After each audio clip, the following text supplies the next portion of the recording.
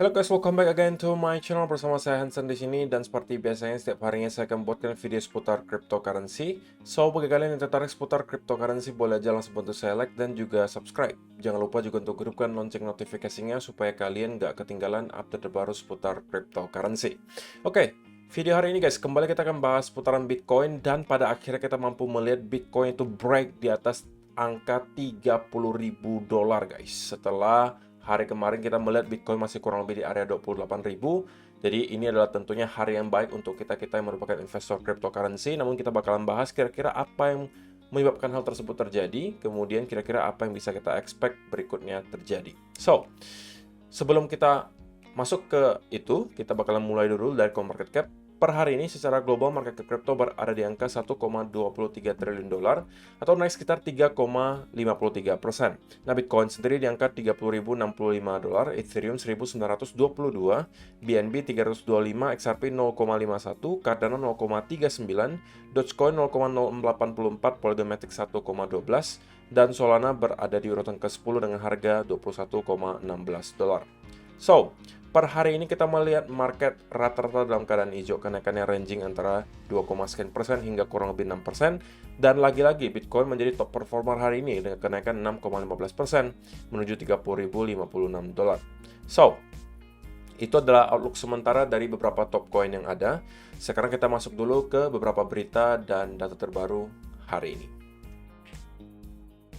Yang pertama guys, Bitcoin in circulation. Over 50% hasn't moved in 2 years, Glassnode says. Jadi, lagi-lagi ada sebuah data yang cukup menarik guys, yaitu adalah jumlah Bitcoin yang tidak pernah lagi bergerak selama lebih dari 2 tahun guys. Oke, alias orang yang membeli dan kemudian nge-hold lebih dari 2 tahun, itu sekarang mencapai 53% dari jumlah semua supply Bitcoin. Oke? Jadi, kalian bisa bayangkan lebih dari setengah supply Bitcoin yang sudah dibeli dan di-hold, itu sudah tidak lagi digerakkan selama lebih dari 2 tahun. Bahkan, kalau misalnya teman-teman kulik lebih lanjut untuk yang satunya lagi di sini, supply Bitcoin yang tidak lagi digerakkan selama lebih dari 5 tahun. Oke, selama lebih dari 5 tahun. Itu sudah mencapai angka 29%. Jadi, hampir sepertiga dari orang-orang yang membeli Bitcoin sudah lebih dari 5 tahun yang lalu tidak menjual sama sekali Bitcoinnya dan masih hold sampai hari ini. Bahkan angka yang ditunjukkan di data ini terus-menerus meningkat dan mencapai all-time high baru, yang menunjukkan bahwa semakin banyak orang-orang yang kemudian nge-hold Bitcoin lebih dari 5 tahun. Jadi secara sekilas kita melihat data on-chain untuk long term masih terlihat cukup baik untuk Bitcoin. Dan spesifik untuk pergerakan yang kita lihat pada hari ini guys, menariknya walaupun kita mampu melihat Bitcoin break dari salah satu major area, yaitu adalah 30.000 yang digadang-gadang menjadi area major resistance. Kita sempat break di atas area tersebut walaupun sekarang sedikit terkoreksi, tetapi menariknya kita tidak melihat ada likuidasi yang terlalu besar terjadi. Totalnya hanya ada sekitar 28.831 traders yang ke-liquid dengan total value 162 juta dolar. Dan angka ini bukanlah angka yang extravagant guys. Ini adalah angka yang normal. Ini hampir sehari-hari kita lihat ada angka segini. Oke? Jika teman-teman perhatikan di sini, oke, 12 hours kita bandingkan ya dengan yang terjadi beberapa kali sebelumnya. Itu juga udah sering banget kita melihat ada likuidasi sampai ratusan juta dolar. 100-an juta dolar itu adalah angka yang normal gitu. Bahkan terjadi beberapa kali dalam 1-2 bulan terakhir. Di bulan Maret bahkan beberapa kali itu lebih besar angka likuidasinya dari yang sekarang. Menunjukkan apa? Menunjukkan bahwa walaupun kita melihat ada breakout di atas area 30.000, tapi kita tidak melihat ada short squeeze besar-besaran. Dan ini bisa jadi adalah sebuah berita yang harusnya menjadi berita baik guys. Karena begini, kalau misalnya kita melihat Bitcoin itu kemudian naik drastis, tetapi itu disebabkan oleh sebuah short squeeze, alias market maker mencoba untuk melikuidasi orang-orang yang kemudian short dengan leverage yang lumayan besar, maka itu bisa jadi hanya sebuah manipulasi untuk meliquid orang-orang tersebut, tapi kemudian kembali dibanting ke bawah. Kita tidak mau hal tersebut terjadi. Tetapi menariknya, karena kita melihat tadi titik atau angka likuidasinya tidak terlalu besar. Dan kita juga bisa melihat datanya guys. Future open interest itu juga berada di angka yang cukup rendah. Bahkan ini adalah area yang paling rendah dalam 1 tahun terakhir. Oke? Teman-teman bisa lihat di sini, future open interest cash margin. Jadi, ini tidak meningkat. Justru malah menurun dan angka paling rendah dalam 1 tahun terakhir. Dan menurut si Checkmate, ini menunjukkan bahwa is this Bitcoin rally driven by leverage or by spot demand? Jadi pertanyaan kita semua juga gitu, apakah Bitcoin rally Bitcoin ini disebabkan oleh orang-orang yang pakai leverage ataukah ini memang dibeli di spot gitu? Kita pengennya tentunya opsi kedua, orang-orang beli yang di spot, bukan di leverage gitu ya. A thread showing just how unlevered the Bitcoin market is and why spot is likely in charge. The amount of open interest relative to market cap and exchange spot balance is trending lower as is coin margin. Jadi ini adalah kesimpulan yang dia dapatkan gitu guys, bahwa kemungkinan besar gitu guys, bahwa yang kita lihat di sini rally-nya itu disebabkan oleh pembelian di spot, bukan karena melalui leverage, karena future open interest dan beberapa yang lainnya ditunjukkan di sini, persen future open interest crypto, kemudian juga future OI atau open interest to spot balance ratio, itu semuanya menunjukkan penurunan. Yang artinya menunjukkan walaupun tetap ada leverage guys, tapi leverage-nya itu tidak terlalu besar. Berarti bisa diambil kesimpulan bahwa kemungkinan besar rally yang kita lihat kali ini itu dominannya disebabkan oleh pembelian di spot. Dan itu tentunya adalah sebuah berita yang baik. Karena kalau misalnya kita beli di spot, ya biasanya guys, ya market maker tidak bisa meliquid kita gitu. Mau sampai harganya berapapun kalau kita beli di spot, ya kita nggak mungkin ke liquid. Dan orang-orang membeli di spot sekarang itu juga nggak mungkin ke liquid. Jadi tidak ada alasan bagi market maker misalnya untuk kembali menurunkan harga untuk melakukan long squeeze misalnya. Nggak bisa. Orang mereka nggak pakai leverage, belinya di spot gitu. Jadi ini juga adalah sebenarnya hal yang pengen saya sampaikan ke teman-teman. Kalau misalnya kalian merupakan investor jangka panjang gitu ya, memang ya kalau misalnya kalian bicara soal cuan, tentunya kalau soal cuan akan lebih besar kalau kalian pakai leverage. Tetapi kalau misalnya soal keamanan mental, lebih baik kalian belinya di spot. Kenapa? Karena kalian tahu, mau Bitcoin drop sampai ke harga berapapun, kalian nggak bakalan ke liquid. Ya walaupun mungkin kalau misalnya kalian yang masih modalnya cukup kecil, ya mungkin tidak bisa merasakan gains yang terlalu besar gitu kalau misalnya di Bitcoin. Karena secara persentase kenaikannya itu ya tentunya nggak terlalu masif lagi. Tetapi kalau misalnya kita bicara, teman-teman sudah misalnya punya ratusan juta atau miliaran rupiah diinvestkan ke aset kripto, maka nggak perlu lagi menggunakan leverage di spot, saya rasa cukup gitu. Terlebih lagi kalau kalian membelinya di area-area bear market. Kalian tinggal menunggu, sabarin saja sampai kripto kembali ke bull market dan menembus ke all time high yang baru, selesai, kalian tinggal panen lagi gitu. Daripada kalian harus capek-capek setiap hari mantauin market karena kalian pakai leverage terlalu besar. Oke, jadi so far so good untuk beberapa data yang kita lihat per hari ini. Dan tentunya juga ada satu hal yang menarik di sini guys. Ada satu statement di sini yang disampaikan oleh Credible yang saya pribadi juga start untuk kepikiran gitu. Bahwa katanya si Credible, it is almost universally agreed upon on Citi that this rally will end in the 30 or 40 case and give everyone 6+ months to accumulate before we head for a new all-time high in 2024 or 2025. It's because of halving cycle theory. The collapse from 30K was triggered by unprecedented wave of black swan events that caused mass liquidations and panic sellings. I seriously doubt that once we reclaim these levels, we are just going to hang around and let everyone who panic sold comfortably take their time and reload for the ride for 70K plus. That is just not how this thing works.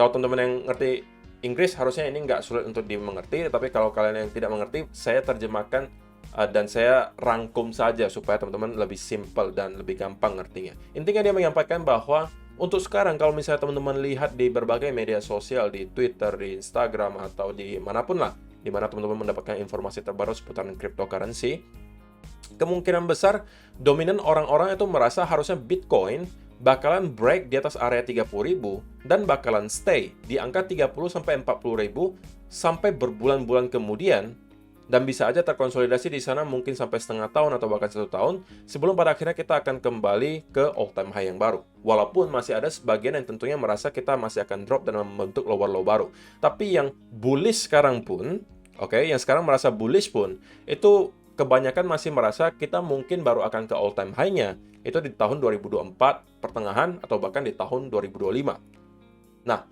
kita tahu guys, seringkali di cryptocurrency gitu ya, senario yang paling tidak di-expect itulah biasanya yang terjadi gitu. Nah, katanya si Credible Crypto, ini saya juga pribadi setuju ya, bahwa sebagian orang, what most expect to happen, atau apa yang sebagian besar orang expect akan terjadi berikutnya adalah hal semacam ini, yang merah nih guys. Artinya kita break dari 30.000 menuju ke mungkin 40.000, kemudian kita stay di range 30, 40, atau bahkan di bawah 30.000 sedikit. Kita ranging selama berbulan-bulan di sana, baru di tahun 2024 kita start akan rally dan membentuk all time high baru karena juga alasan halving di tahun 2024. Ya memang secara historis itu membuktikan bahwa setiap kali halving memang kita kemudian setahun kemudian membentuk all time high yang baru. Memang secara historis itu terbukti gitu guys. Sehingga sampai sekarang pun orang masih expect hal itu akan berulang gitu. Artinya 2024 kita baru akan kemungkinan mencapai ke all time high yang baru atau bahkan 2025. Tetapi apakah ada chance gitu guys bahwa lagi-lagi kripto akan memberikan surprise, di mana setiap orang atau hampir dominan orang mengharapkan skenario ini yang terjadi, tapi justru inilah yang terjadi. What's more likely to happen? Tapi ini menurut Credible ya guys, saya yakin pasti akan ada banyak orang yang komplain kalau misalnya saya katakan ini yang kemungkinan besar akan terjadi, yaitu adalah kita kemudian rally terus-menerus tanpa ada koreksi yang terlalu panjang, dan kita semacam membuat melt up gitu, atau parabolic move ke atas. Tapi kita juga nggak boleh, sekali lagi guys, segala senario itu bisa terjadi di cryptocurrency. Dan berkaca juga dengan historis, sekali lagi, senario yang paling banyak orang harapkan terjadi itu biasanya tidak terjadi gitu. Dan kita nggak boleh mengatakan bahwa senario yang satu ini tidak mungkin terjadi, karena ada saja chance di mana justru kita tidak melihat ada koreksi yang terlalu panjang, bahkan tidak sampai ke 2024 kita sudah bisa nyampe lagi ke all time high yang baru. Ya, ini tentunya juga harapan kita semua lah ya untuk seorang investor cryptocurrency. Ya, walaupun tidak pasti juga ini yang terjadi, bisa aja yang ini, bisa juga yang satunya lagi di mana kita kembali drop dan membentuk lower low baru. Itulah kenapa saya selalu sampaikan teman-teman yang paling penting kalau misalnya kalian investasi di kripto ketika men-setting portofolio kalian adalah satu kalimat ini. Settinglah portofolio kalian sedemikian rupa sampai kalian merasa akan mampu nge-hold portofolio tersebut sampai beberapa tahun ke depan. Apapun caranya. Mau kalian kurangin kayak porsinya, mau kalian take profit kayak, mau kalian tambahin kayak, asalkan kalian merasa mampu nge-hold portofolio tersebut sampai beberapa tahun ke depan, silakan. Tapi kalau misalnya jawabannya kalian akan mungkin panic selling, kalau misalnya kita melihat Bitcoin sedikit terkoreksi, maka itu sudah menjadi tanda bahwa kemungkinan besar kalian sudah overexposure di market. Dan kalian mungkin harus readjust atau disetting ulang lagi. Apakah menurut kalian altcoin-nya terlalu banyak kayak di portofolio kalian, atau mungkin stablecoin-nya terlalu banyak, atau Bitcoin yang terlalu sedikit, atau misalnya kalian perlu take profit, apapun itu. Lakukan dulu sekarang, apalagi kebetulan sekarang harganya lagi tinggi, lagi lumayan tinggi, naik 30-an ribu. Ya, kalau misalnya kalian merasa perlu take profit, why not gitu ya. Tapi kalau misalnya kalian memang sudah merasa portofolio kalian sudah pas dan kalian bisa hold sampai beberapa tahun ke depan, saya sih akan lebih prefer untuk hold sampai beberapa tahun ke depan, karena ya kita tahu harusnya kemungkinan besar dalam beberapa tahun ke depan kita akan kembali melihat Bitcoin dan kawan-kawan berada di all time high yang baru. Gitu ya. So, itu adalah beberapa data dan berita hari ini yang pengen saya sampaikan untuk kalian guys. Sekarang kita masuk ke chartnya Bitcoin dan saya pengen mulai dari daily chart terlebih dahulu. Nah, melanjutkan dari statement yang saya sampaikan di awal minggu kemarin guys, bahwa saya merasa harusnya minggu ini akan menjadi minggu penentuan di mana Bitcoin akan melakukan breakout atau breakdown. Dan kita persis melihat hal tersebut terjadi dan jawabannya adalah breakout ke atas guys. Bahkan di daily candle kemarin kita udah closing itu bukan lagi di area 28.000, bahkan closingnya itu udah angka 29.600-an. Menunjukkan memang ada buying pressure yang kita lihat di sekitaran area di sini. Jadi saya bisa sampaikan untuk sekarang breakout-nya terlihat valid gitu guys. Breakout yang kita lihat di sini terlihat valid. Dan next target tentunya kalau misalnya kita mampu break di atas area 30.000 ini adalah area 32 sampai 34.000. Kenapa di sekitaran area tersebut? Karena kalau misalnya teman-teman menarik trend line di sini, ini adalah ada sebuah trend line yang cukup di-respect oleh Bitcoin selama 1-2 tahun terakhir, yaitu adalah trend line yang ini. Di mana berkali-kali setiap kali kita menyentuh ke area di sini, kita selalu mendapatkan bounce. Baik itu kita jadikan sebagai area major support, resistance, dan juga resistance. Nah, kalau kita melanjutkan kenaikan di sini, maka cukup make sense bagi saya kalau Bitcoin ternyata nanti akan mendapatkan koreksi yang cukup dalam ketika menyentuh ke sekitaran area 34.000 di sini. Oke, dan ini mungkin akan menjadi peluang juga untuk teman-teman yang memang suka counter trend gitu ya, dan mencari peluang untuk swing short. Ini mungkin bisa menjadi salah satu areanya. Tetapi untuk sementara ya saya belum melihat adanya kesempatan bagi teman-teman untuk masuk swing short dari sini gitu ya. Bagi saya belum ada alasan jelasnya, setupnya juga belum jelas.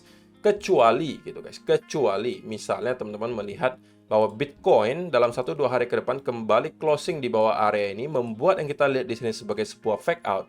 Maka bagi saya itu adalah pertanda yang cukup besar bahwa kemungkinan yang kita lihat di sini adalah semacam fake out saja dan kita akan mendapatkan koreksi yang lebih dalam dari sana.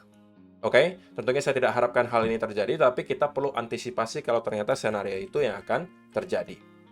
Nah, kalau misalnya kita bicara dari arah short term-nya gitu ya, kemarin saya juga udah sampaikan teman-teman, selama kita bertahan di sekitaran area range di sini, ada kesempatan Bitcoin untuk bolak-balik di sekitaran area tersebut. Tetapi, kalau misalnya kita sudah breakout ke salah satu arah dan kemudian mendapatkan konsolidasi, maka teman-teman mungkin bisa mendapatkan setup dari sana. Nah, kalau misalnya teman-teman jeli, ya walaupun kemungkinan sebagian besar nggak bakalan dapat di sini karena ya ini terjadi di dini hari gitu guys di Indonesia.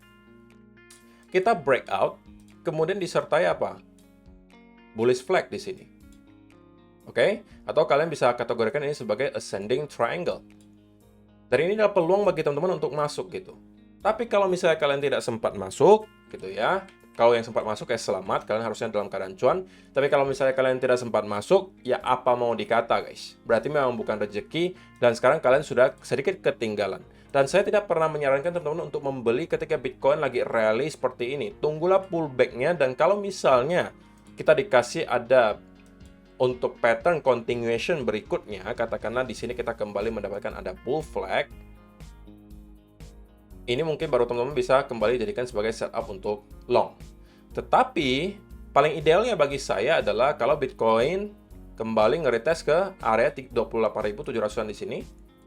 Oke, dan dari sana kita kembali baru start lagi push ke atas. Karena kenapa? Karena kalau misalnya kita masuk dari sini, maka secara risk and reward-nya ini akan jauh lebih besar daripada kalau teman-teman masuk di sini. Walaupun, ya ini juga bisa dijadikan setup juga untuk teman-teman yang memang hobi high risk gitu. Dan targetnya sampai mana? Targetnya ya di area yang tadi saya sebutkan. Kalau misalnya kita mampu consolidate di sini, maka saya rasa Bitcoin akan bisa menuju ke area 32 bahkan 34.000. Oke, tapi kalau misalnya hal tersebut tidak terjadi dan kita tidak mendapatkan setup dan teman-teman juga tidak sempat masuk di sekitaran area di sini, ya sudah ditunggu saja dulu sampai setup berikutnya datang. Ingat guys, kita melihat chart itu harus objektif. Oke? Dan kita harus tahu bahwa market itu bergerak tidak mungkin hanya ke satu arah seperti ini. Tidak bergerak dalam garis yang lurus, pasti akan ada wave-nya. Seperti yang kalau misalnya teman-teman lihat di sini, kita bergerak naik, kemudian ada konsolidasi dan pullback-nya dulu. Di sini juga ada pullback-nya dulu. Di sini juga ada pullback-nya dulu sebelum naik lagi. Nah, tunggu pullback berikutnya. Baru teman-teman kembali masuk lagi. Ya kan? Jadi, untuk sementara, so far terlihat so good untuk breakout-nya. Saya masih bisa kategorikan ini sebagai valid breakout. Kenapa? Karena tentunya di 4-hour chart maupun daily kita sudah fix closing body candle, bahkan dengan candle yang cukup panjang di sini di atas area yang sebelumnya menjadi range yang selalu menyulitkan Bitcoin dan pada akhirnya kita mampu breakout. Dan untuk berikutnya kita tentunya hanya tinggal menunggu lagi apakah ada setup berikutnya yang dikasih antara kita kembali retest ke sekitaran area di sini ataukah ada konsolidasi yang kita lihat di sini seperti yang mungkin teman-teman bisa lihat juga di sini. Ini mungkin kalau misalnya teman-teman yang hobi high risk bisa kembali masuk dan menargetkan ke area 32 sampai 34.000. Oke, jadi saya rasa itu aja sih yang perlu saya sampaikan untuk video hari ini guys. Terima kasih yang sudah menonton sampai selesai. See you in the next video. Bye-bye.